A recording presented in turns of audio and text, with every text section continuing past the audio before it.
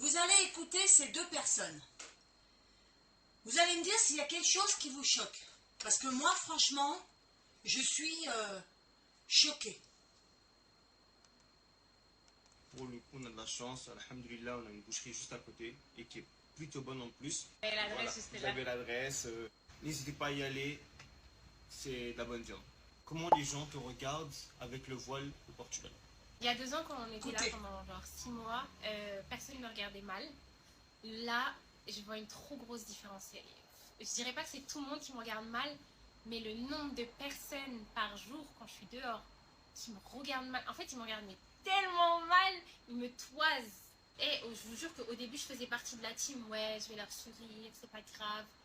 Non, maintenant, je vais trop mal les regarder aussi. Vous me fixez, je vais vous fixer. Vous me regardez mal, je vais mal vous regarder. Parce que je vous jure que même si vous les regardez, ils s'arrêtent pas. Même s'il n'y a pas de raison valable, les Portugais ont changé parce qu'il y a une grosse...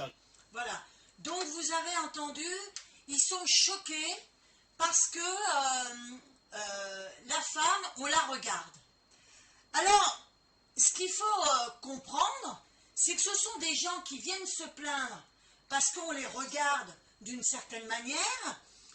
Vous les avez entendus dire par rapport à la viande halal, où moi je suis contre ça, parce que on égorge des animaux dans une souffrance atroce, et il n'y a que l'homme pour faire ça.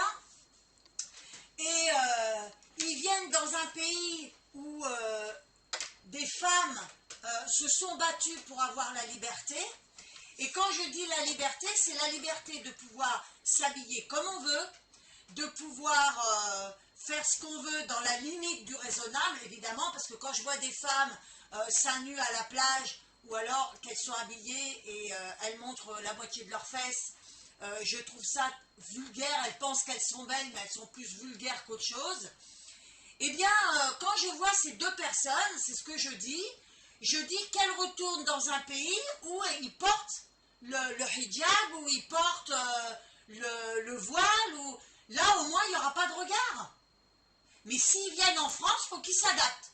Parce que nous, si on va dans leur pays, moi je me rappelle ma belle-sœur qui voulait m'emmener en Algérie et qui m'a dit il va falloir que tu portes le voile. J'ai dit c'est net, je n'y vais pas.